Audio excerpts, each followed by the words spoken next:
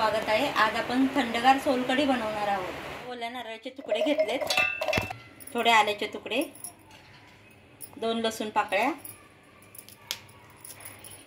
1 मिरची। आता मिक्सरमधून बारीक करून घेऊया। त्यात आपण कोमट पाणी टाकणार आहोत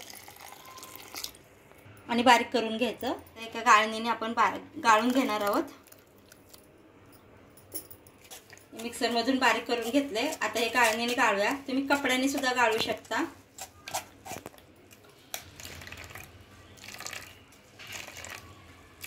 परत एकदा किस मध्ये पाणी घालून परत वाटून घ्यायचंय।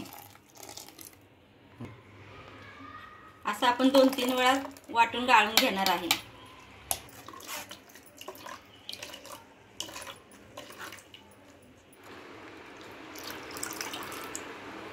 इथं कोकम चांगला भिजलाय।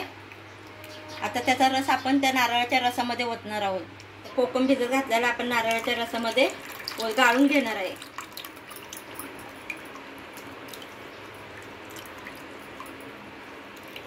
चवीनुसार मीठ टाकूया।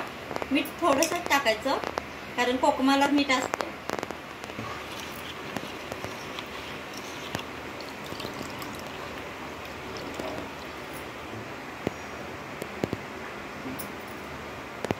आपली सोलकढी बनवून तयार आहे।